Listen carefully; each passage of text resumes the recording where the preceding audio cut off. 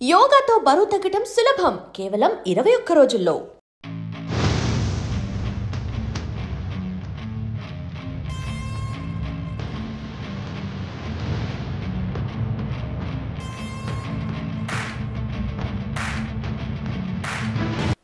నమస్కారం, welcome to I dream. నేను మీ సంగీత. Film నగర్లోని ఒక భూ వివాదంలో దగ్గుపాటి ఫ్యామిలీ వాళ్ళకు పైన కేసు ఫైల్ అయింది. వారు కూడా కోర్టుకు వచ్చి వారి వాదనలు కూడా వినిపించడం జరిగింది. అసలు వారి పైన ఎలాంటి కేసు ఫైల్ అయ్యింది, ఎందుకని కోర్టుకు రావాల్సిన పరిస్థితులు ఏర్పడ్డాయి అనే దానిపైన మనం ఒక్కసారి చర్చించే ప్రయత్నం చేద్దాం.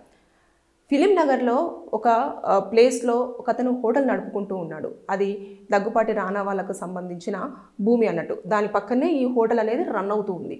అయితే అది అక్రమంగా ఉంది అని చెప్పేసి వారు దాన్ని కూల్చివేశారు.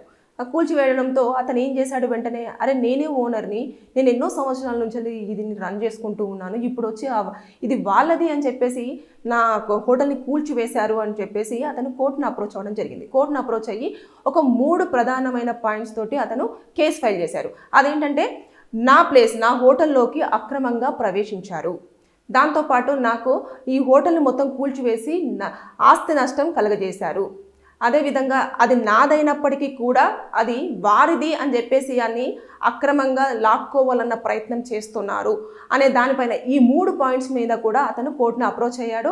అతను పిటిషన్ని ఫైల్ చేశారు. అదేవిధంగా ఎవరైతే దగ్గుపాటి ఫ్యామిలీ ఉందో ఆ ఫ్యామిలీ వాళ్ళకు కూడా నోటీసులు వెళ్ళాయి. వాళ్ళు కూడా వారి తరపు నుంచి అడ్వకేట్ తోటి నాంపల్లి కోర్టులో రీసెంట్గానే అటెండ్ అవ్వడం జరిగింది.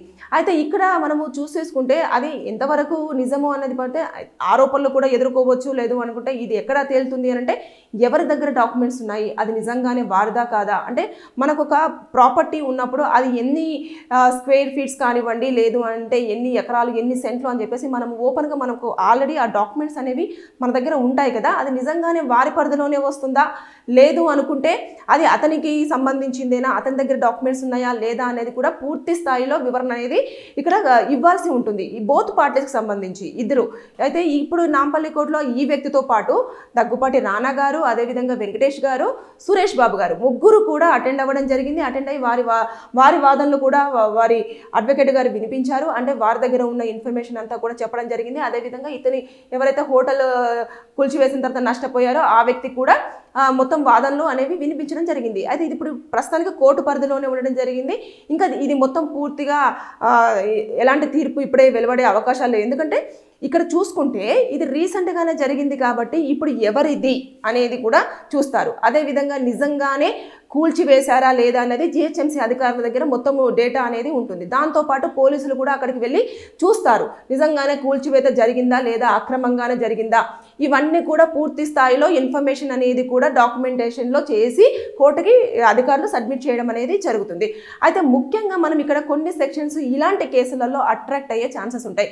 ఇందులో ఐపీసీ సెక్షన్ 420 చీటింగ్ అంటే తనది కాదు అన్నప్పటికీ కూడా ఎవరైనా ప్రాపర్టీ వారిది కాకపోతే లాక్కున్నా కూడా అది 420 చీటింగ్ కేసు కింద రావడం జరుగుతుంది.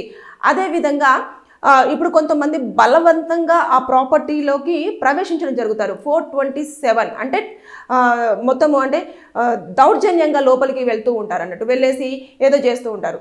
ఇంకా ఆస్తి నష్టం కూడా చేశారు కాబట్టి ఇది కూడా మనకి ప్రధానంగా ఇలాంటి భూ వివాదాల కేసులలో కొన్ని సెక్షన్స్ అనేవి అట్రాక్ట్ అవ్వడం జరుగుతుంది. ఐపీసీ సెక్షన్ 420 అంటే చీటింగ్. ఇప్పుడు ఆ ప్రాపర్టీ నాది కాదు అయినా సరే నాది అని చెప్పేసి ఫైట్ చేసి వాళ్ళ దగ్గర నుంచి లాక్కోవాలి అని చెప్పేసి చూస్తాను అనుకోండి, అది చీటింగ్ కేసు కింద కన్సిడర్ చేయబడుతుంది.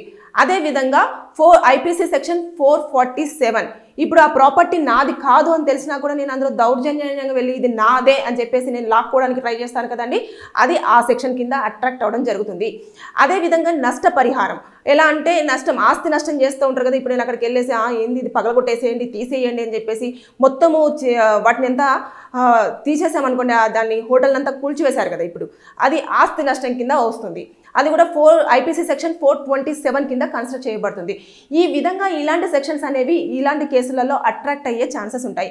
అయితే ఇప్పుడు ఎలా అంటే మొత్తం అధికారులు ఇచ్చే రిపోర్ట్ చూస్తారు, అదేవిధంగా డాక్యుమెంట్స్ ఎవరి దగ్గర ఉన్నాయి అని చూస్తారు, అదేవిధంగా రానా వాళ్ళు నిజంగానే వాళ్ళ ప్రాపర్టీలోనే అది ఉందా లేదా అని చెప్పి చూస్తారు.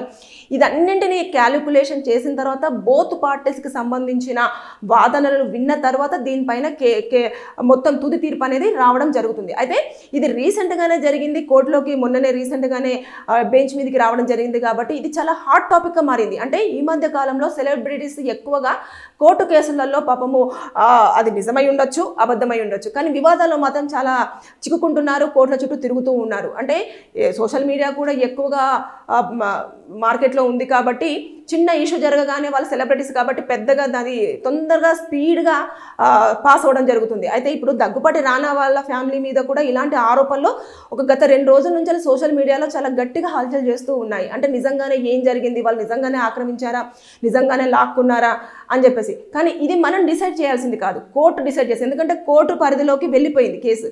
ఇతను మొత్తం సెక్షన్స్ అంటే ఏదైతే డాక్యుమెంట్స్ తీసుకున్నాడో, నా దగ్గర డాక్యుమెంట్స్ ఉన్నాయి, అయినా సరే పట్టించుకోలేదు, నేను చెప్పినా వినలేదు, కావాల్సుకొని కూల్చేశారు, కావాలని అక్రమంగా దాన్ని ఆక్రమించుకోవాలనుకుంటున్నారు అని ఇలాంటి ఆరోపణలు చేశారు కదా. కానీ కోర్టు ఏం చూస్తుందంటే మొత్తం 2 రకాలుగా చూస్తుంది. ఇది ఎలా అంటే సివిల్ కేసు కింద అలాగే క్రిమినల్ కేసు కింద చూస్తుంది. ఎలా అంటే సివిల్ కేసు అంటే ఇప్పుడు ఈ బోత్ పార్టీస్లలో ఎవరి దగ్గర డాక్యుమెంట్స్ ఉన్నాయి, ఎవరి పేరు మీద రిజిస్ట్రేషన్ అయి ఉంది, అదేవిధంగా అది ఎప్పటి నుంచి ఉంది, ఎవరి తరపు నుంచి వస్తుంది అనేది మొత్తం పూర్తి స్థాయిలో చూస్తారు. ఇంకా క్రిమినల్ కేసులు అనుకోండి, క్రిమినల్ దాని ప్రకారంగా చూస్తేనైతేనేమో ఒకవేళ కనుక ఎవరు అక్రమంగా దీంట్లోకి ప్రవేశించాలని ప్రయత్నం చేస్తున్నారు, ఎవరి ప్రాపర్టీ కాకపోయినా కూడా చీటింగ్ చేయాలన్న ప్రయత్నం చేస్తున్నారు అనే దానిపైన కూడా ఈ చర్చలు అనేవి జరుగుతూ ఉంటాయి. దాంతోపాటు ఎప్పుడైతే ఇలాంటి కేసులలో మనము పూర్తి స్థాయిలో బోత్ పార్టీస్కి సంబంధించిన వాళ్ళు డాక్యుమెంట్స్ అనేవి చాలా క్లియర్గా పెట్టుకోవాలి. క్లియర్గా డాక్యుమెంట్స్ లేకపోతే మాత్రం కంపల్సరిగా మనము కోర్టు ఎప్పుడు కూడా సాక్ష్యాలనే పరిగణలోకి తీసుకోవడం జరుగుతుంది. అంతే తప్పించి మీరు చెప్పే మాటలో లేకపోతే ఎమోషనో కన్నీలో అసలు క్యాలిక్యులేషన్ చేయదు. అసలు నిజంగానే వారి ప్రాపర్టీలోనే ఇతను ఇల్లీగల్గా కట్టుకున్నాడా, లేదు అనుకుంటే నిజంగానే వాళ్ళ ప్రాపర్టీ కాకపోయినా కూడా ఇది అడ్డుగా ఉంది అని చెప్పేసి తీసేశారా, ఇవన్నీ కూడా వాదనలు బోత్ పార్టీస్ నుంచి కూడా కొన్ని రోజుల పాటు కంటిన్యూ అవుతాయి. ఎందుకంటే క్లారిఫికేషన్ రావాలి. ఇప్పుడు ఒకరేమో నాది అంటున్నారు, ఒకరు అసలు మా దాంట్లో అక్రమంగా ఉంది అని చెప్పేసి వాళ్ళు అంటున్నారు.